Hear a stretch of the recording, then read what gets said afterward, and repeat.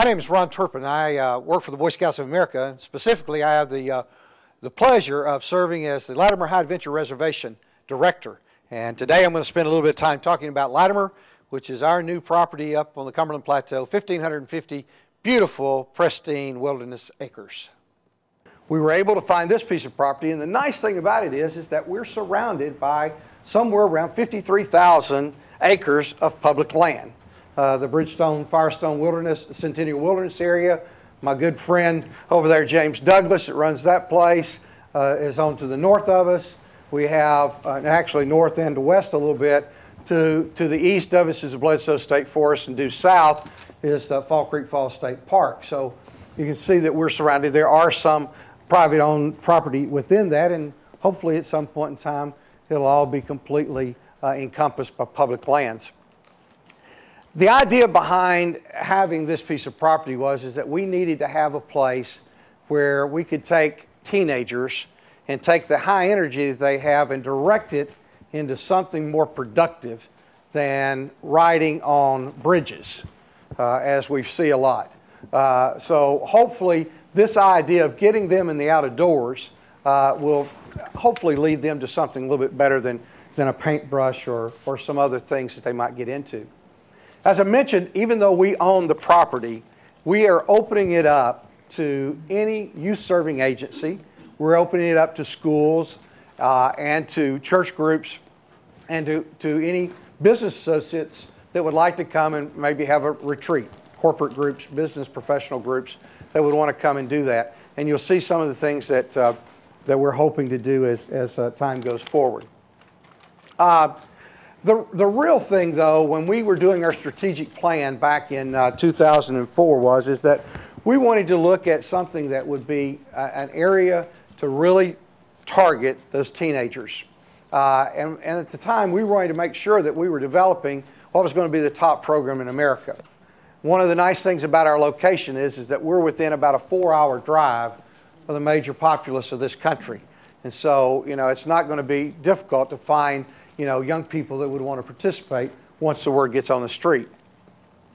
In the Boy Scout program and outside, if you do any research, you'll find, though, that teenagers that are not doing bad things, so to speak, and I don't want to sound negative, those that are actually doing some activities that would give them exercise and growth are really into anything that's high risk. They like the idea of rock climbing. They like the idea of whitewater rafting. They like the idea of going caving and things of that nature. And so we found that this is really where we should target. Philmont Scout Ranch, I'll give you an example. We talked about it earlier. This past summer, in an 8-week period of time, ran 23,000 people through their programs. So that's in just 8 weeks. Now, if they could be open year-round, who knows what they would do. The other thing is, and that this is one that makes me feel good, is that we have now captured a piece of land that won't be developed as far as houses or resorts or whatever. So we are preserving nature for future generations. And to me, that's great. Not that I'm against any type of growth, but I wanted to make sure that we at least have some places for my children, my grandchildren, and great-grandchildren to go and understand this is a tree, this is a bush, and this is a bug, and so that's important. In the Boy Scout movement, we have a program called Venturing. It's 10 years old, and this program is designed specifically to attract those 14 to 20-year-old co-eds. There are several parts of the program, but the most appropriate to what we're doing is the outdoor part. There's a part that's church ministry, there's a part that's more educational, and there's also, as I mentioned, the outdoor part. And that's one of the things we wanted to do, is to make sure that we are enhancing that program for those young people. And then the other thing, which is sort of a dream of mine, is to know that we have some great opportunities for other youth, and especially educational opportunities for young people. When I was a mere brat back in the 6th grade, I had a chance to go to a program at that time was known as Tremont. It's now known as the Great Smoky Mountain Outdoor Institute, which was an environmental school. And so one of the things that I'm dreaming of is being able to develop something like that. We really don't have anything in Middle Tennessee that I know of, and maybe if I'm missing it, someone let me know, that is an opportunity for young people to go and spend a week or 3 or 4 days in basically environmental education. And so one of the things that is great about where we are on the plateau is that this is a great opportunity. Just a little historical perspective to why Latimer and what we're doing. You know, Tennessee has so many wild and scenic areas, and that's what we've really been known for. You know, people want to come to Tennessee to see what we really have in the outdoors. You know, with the Smoky Mountains and Big South Fork, and especially the plateau that runs that whole section of our state that we have a lot of enjoyment in. The Cumberland Plateau is in the top third of the most biodiverse forests in the world. So, wow, what a better place to do education than right here on the plateau. And so that's one of the things that we want to do, whether it's in the outdoor activities or whether it's in educational programs, to make this happen. We purchased the property in 2007, and it was previously to our owning it, for 18 years it was owned by a gentleman by the name of Gary Curtin, and it was known as Lonewood Plantation, and it was a hunting preserve that he had there. And in 2008, a great couple by the name of Bill and Carol Latimer, who are from Union City, came on the scene and have now become our benefactors to this project, and that is the reason the name Latimer is attached to this. Just to give you an idea, a little bit of what we've done since roughly 2008, the first structure that we built was a ranger's residence. In this picture here, it shows it as gray. Ron would tell you that it's no longer gray. It is now brown. Architects like the color gray. Brown is a true Boy Scout color. It's also a woodsy color, so we have changed that. We also had, which was fortunate for us, is that there was some structures on the property. This is a 60 by 80 metal building that is on the property. Last winter, you can see we had just a little bit of snow on the mountaintop, and then this summer we changed the color of the building because we thought this building was going to serve for many years as our kitchen and dining hall, of which we had taken and renovated the inside of that building. And so I have a lot of sweat equity in this place here. However, Mr. Latimer said about 2 months ago, well, this building needs to come down and we need to build a new dining hall, start designing. So I will cry the day the dozers come in, but that's part of growth. The real thing that we have, though, is being in a tent. But we've done a little bit different with our tents. They have a concrete platform. We made it like a Motel 4, not a Motel 6, but a Motel 4. So you've got concrete platforms. You have metal poles that are in there with no obstruction, and the canvas is on top. The thing about this canvas is that all the corners are sewn, so it's almost like a canvas hut. The other thing that's different, if you've ever been to a Boy Scout camp or had an old canvas tent, you know that you've tied the flaps. And about 9 times out of 10, if you were the next person to use that tent, someone had put it in a knot so you couldn't get in. We've changed that. These all have Velcro closures, so it's, you know, very simple for me to handle. Right now, we've got a capacity of 54 in Tent City. The future plans, probably by the end of next summer, is it'll be a capacity of about 100 participants in Tent City. This is our shower house that we completed in June of this year. All crab orchard stone, and the poles there are of cypress. Hopefully, long after I'm gone, they'll still be standing. To give you a little idea of the interior of that, it's pretty modern. So it's again, it's not just being in the basic outdoors. And the reason that we've done that is, as I mentioned, we are open for all. And so not all church groups and school groups like staying in a tent, nor do they like using a cat hole or a porta potty or just an old latrine that's been built. So we've had to modernize a little bit. This is our first half of our shooting sports complex. The building that would be on your right is our pistol range, and the one to the upper left is our rifle range that we have in there. If you were standing basically where I am, we hope sometime early next spring to build a two-station skeet range that will be across from this. The actual area is already in place. It's just a matter of building the shooting structures. This was a group, this was the inaugural group of young people from Tullahoma, Tennessee that was there the first weekend in June to use the pistol range. Notice it was a little wet. I don't know what happened in May. This is, and it's a little hard to see. I took this picture late at night. I don't know if the lights were down, you can tell. We've just completed two cabins.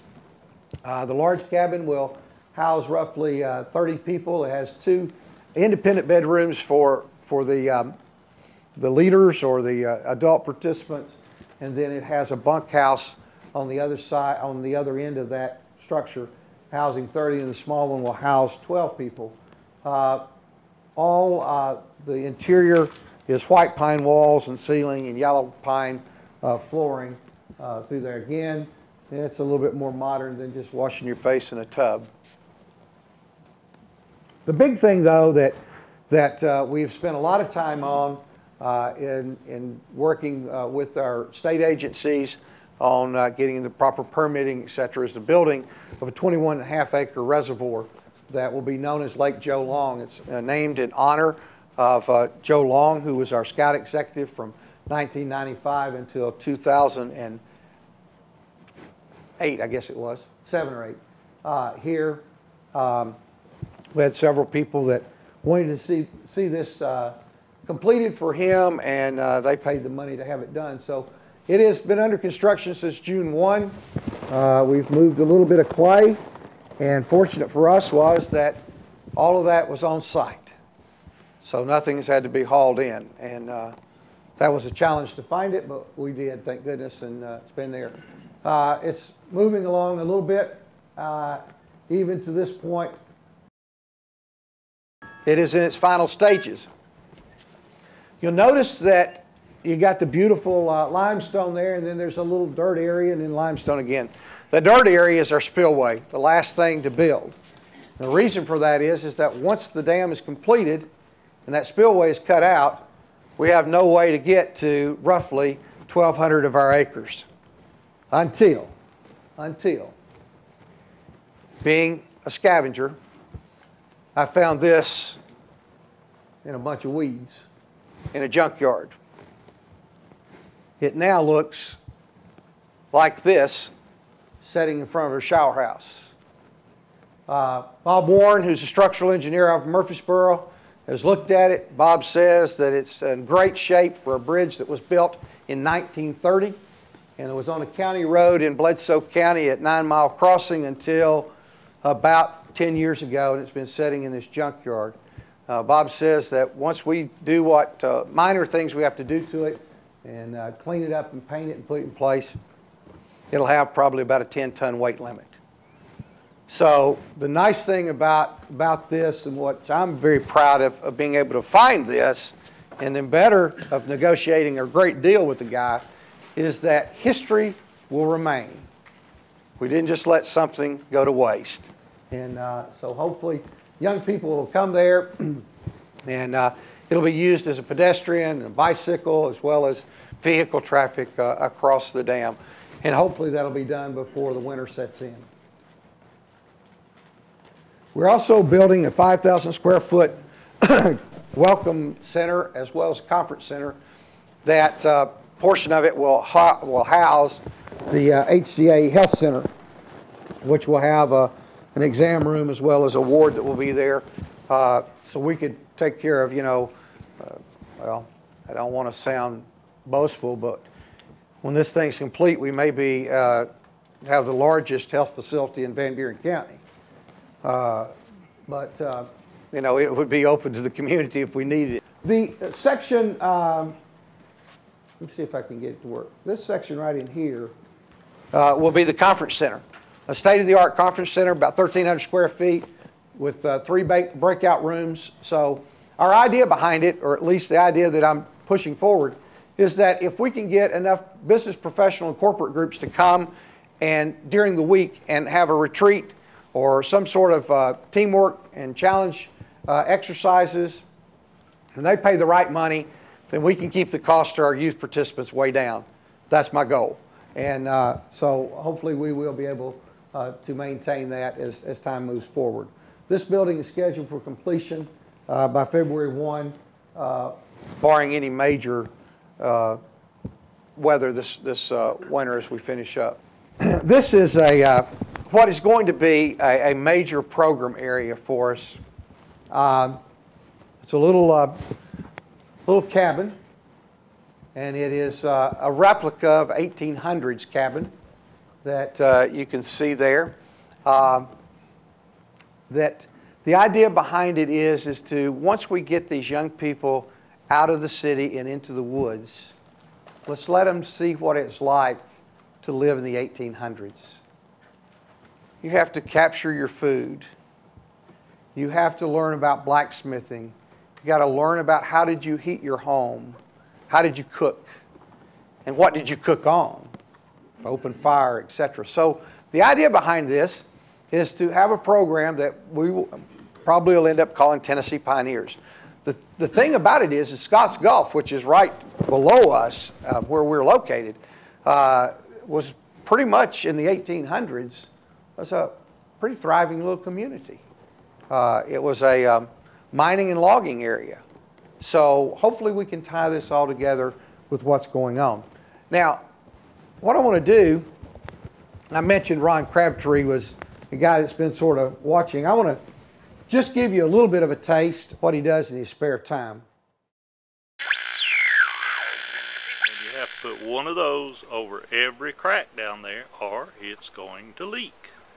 Alright, now when this next row goes on, one of the critical things is to be sure that it goes down far enough so that it's going to overlap and the water can't run through that crack there above these. And of course there will be a whole another layer of shingles across there, across this row, and that's the way it'll be repeated all the way up till it gets to the top, just alternating each time to make sure all the cracks are covered. Now of course there are a lot of things that you need to remember, Mr. Parton says, in putting one of these roofs on. And everybody has heard when you're up high somewhere, don't look down. But in this case it takes 1,200 shingles for one side of this roof. So one of the things that you really need to remember when you put that first shingle on and for each subsequent shingle after that, whatever you do, do not look up and see how much more space you have to fill.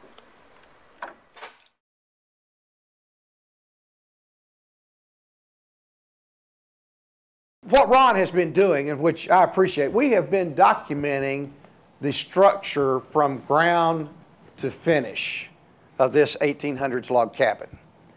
And the idea behind it is to provide as a part of this program what it was like to just come into an area and say, you know, we've been traveling long enough, it's time to settle down.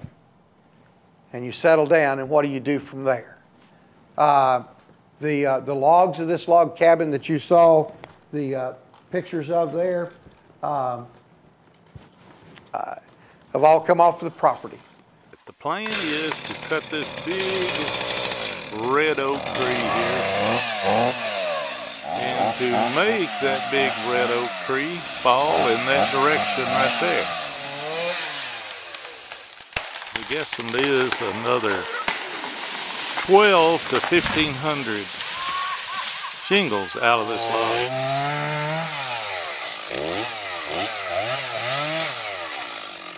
After this tree is put on the ground, sections are cut, called bolts or blocks or whatever term you want to use, and they're cut the length that you want the shakes or the shake shingles to be. Now, after that big red oak log is cut into the proper sections, one fella, in this case Mr. Grady Ward Parton, is taking that bolt in splitting it into sections. Then after he splits it into sections, he will take a wedge and remove the heartwood right in the center, because that is not conducive to an easy split for those shingles.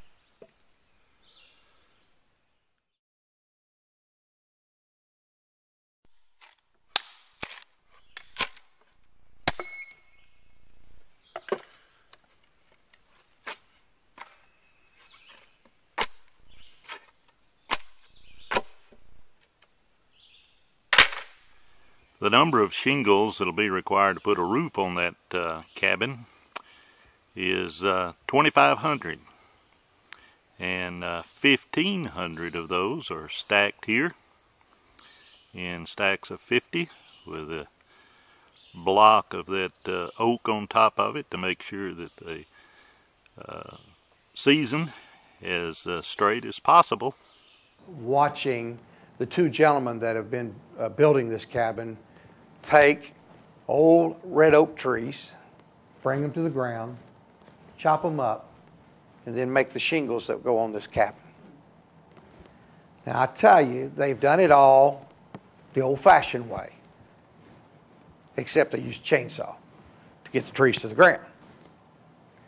But the thing that has amazed this little old boy from Oliver Springs, Tennessee, is the fact that each of those shingles are almost identical in the thickness. And it was all done just with a cutting. It was unbelievable, unbelievable.